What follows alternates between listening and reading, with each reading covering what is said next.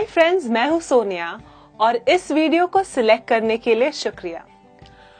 आज हम एक इम्पॉर्टेंट टॉपिक पर कुछ डिस्कशन करने वाले हैं, लेकिन पहले मुझे आपसे कुछ पूछना है।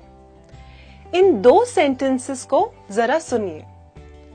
पहला है I said him to come early, दूसरा है I told him to come early. 30 second लीजिए और मुझे बताइए कौन सा सही है, पहला या दूसरा। जल्दी, कम ऑन। Okay, done. तो आपको क्या लगता है, पहला या दूसरा?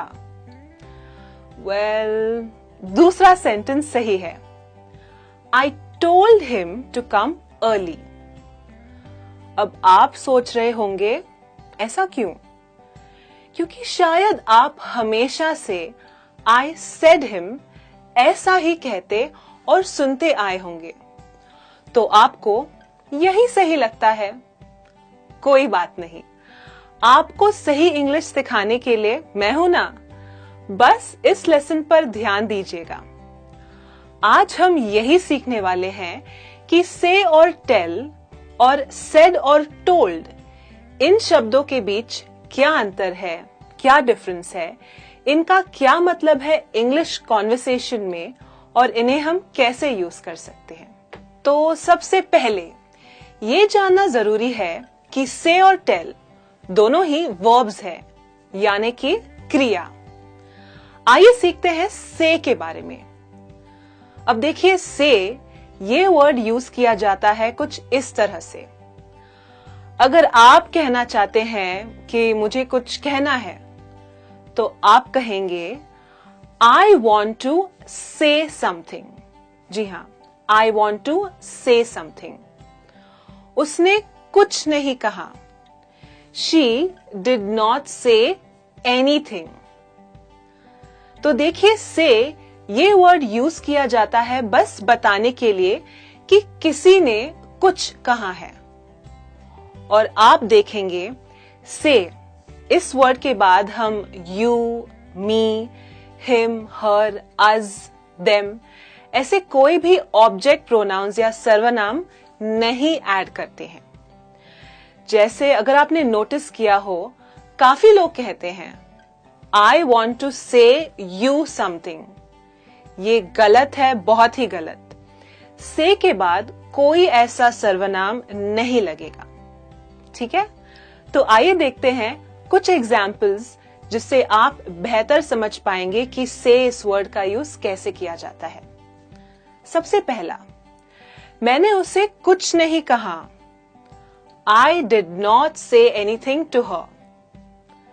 अगर आपको ये आइडिया पसंद नहीं तो आपको कुछ कहना होगा। You need to say something if you don't like the idea. Next है, अगर वो हाँ कहेंगे तो ही हम जाएंगे। If they say yes, only then will we go. आप कुछ कहते क्यों नहीं? क्या आपको ये जूते पसंद नहीं आए? Why don't you say something? Didn't you like the shoes? देखा आपने, इस तरह के एग्जाम्पल्स हैं। तो इस तरह से आप यूज कर सकते हैं ये शब्द से। बहुत इजी है। ये तो हो गया वर्तमान काल। अब भूतकाल में से हो जाएगा सेड। ठीक है, अब ध्यान दीजिए, हम ऐसे कहेंगे सेड, ना कि सैड या सेड। सेड शॉर्ट साउंड है सेड। कई बार मैंने सुना है लोगों को कहते he said me, she said me, I said him. ये गलत उपयोग है इस वर्ड का, क्योंकि से की तरह ही सेड इस वर्ड के बाद भी आप कोई सर्वनाम या ऑब्जेक्ट प्रोनाउन जैसे you, me, him, her, us, them वगैरह यूज नहीं कर सकते। प्लीज प्लीज प्लीज ये आप ध्यान में रखिएगा। और एक बात है, सेड के बाद ज्यादातर हम दैट इस शब्द का भी प्रयोग करते हैं, ये बताने के लिए कि सामने वाला क्या कह रहा है या उसने क्या कहा है। चलिए अब जरा ध्यान से सुनते हैं कुछ एग्जाम्पल साथ में। सबसे पहला है, उसने कहा कि वो आज जल्दी निकल रहा है। He said that he is leaving early today. मैंने कहा कि मुझे ये डिश पसंद नहीं। I said that I don't like this dish. उसने कहा कि पार्टी शुरू हो गई। He said that the party has started. मैंने कहा था कि मुझे कोई गिफ्ट नहीं चाहिए। I said that I don't want any gift. तो इस तरह आप यूज कर सकते हैं से और said। से ये वर्ड आप यूज करेंगे वर्तमान में और said इस वर्ड को यूज करेंगे भूतकाल में। इतना इजी है, बहुत आसान है, बस प्रैक्टिस करना जरूरी है। प्रैक्टिस बहुत इंपॉर्टेंट है। अब नेक्स्ट देखते हैं टेल और टोल्ड के बारे में क्या जानना जरूरी है। टेल यूज करने के लिए जरूरी है कि हमें ऑब्जेक्ट प्रोनाउंस या सर्वनाम जैसे you, me, him, her, them, us use करने पड़ेंगे। जी हाँ, जैसे अगर आपको कहना है उसने मुझे कहा कुछ कोल्ड ड्रिंक्स लाने के लिए, तो आप कैसे कहेंगे?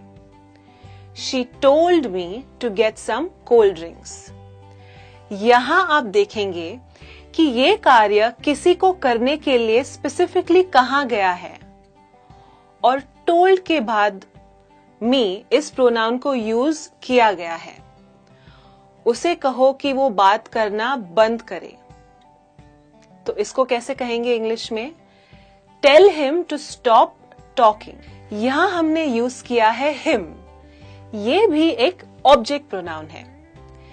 किसी को कहा जा रहा है कुछ कार्य करने के लिए। इजी है ना? ग्रेट। तो चलिए आगे बढ़ते हैं कुछ एग्जाम्पल्स के साथ। एग्जाम्पल्स भी बहुत इजी है।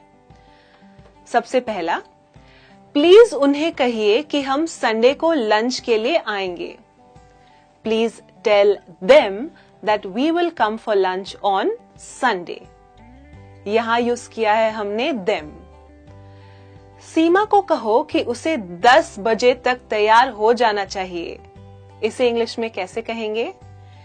Tell Seema that she should get ready by 10। Next example है, हमें बताओ कि तुम्हें कहां जाना है। Tell us where do you want to go. तुम हमें क्यों नहीं बता रही कि हम कौन सी मूवी देखने जा रहे हैं? इसको कैसे कहेंगे? इसे इंग्लिश में हम कहेंगे Why don't you tell us which movie are we going to watch? ये क्वेश्चन है, एक सवाल है। ऑलराइट, तो देखा आपने किस तरह से टेल इस वर्ड का यूज किया जा सकता है, बहुत ही आसानी से। अब देखते हैं आगे कि टोल्ड का यूज कैसे करते हैं, किस प्रकार से। उसने मुझे कॉल कल करने के लिए कहा है। She told me to call tomorrow. मैंने उसे फ्लाइट की टिकटें बुक करने के लिए कही हैं। तो ये कैसे कहेंगे आप? आप कहेंगे I told him to book flight tickets. उसने मुझे कहा कि वो शाम तक पहुंच जाएगी। She told me that she will reach by evening. मैंने उसे इस प्रोजेक्ट पर काम करने के लिए कहा है। ये ऑफिस में काफी ज्यादा यूज किया जा सकता है। इंग्लिश में इसे हम कहेंगे I told him to work on this project. तो अब I'm sure आप आसानी से, टेल, said और told का यूज कर पाएंगे, राइट? बहुत आसान है, सिर्फ थोड़ा ध्यान देकर अगर आप सीखेंगे। मैं उम्मीद करती हूं कि आपको ये लेसन बहुत ही पसंद आया होगा और आप से और टेल इन शब्दों के बीच में क्या अंतर है और इन्हें इंग्लिश कॉन्वर्सेशन में आप कैसे यूज कर सकते हैं, ये आपको अब समझ में आया होगा। आज के लिए बस इतना ही। मैं लौटूंगी कुछ अच्छे लेसन्स के साथ। तब तक आप अपना ध्यान रखिएगा, इस वीडियो को लाइक कीजिएगा और अपने फ्रेंड्स के साथ जरूर शेयर कीजिएगा। Till then you take care and this is Sonia saying bye bye.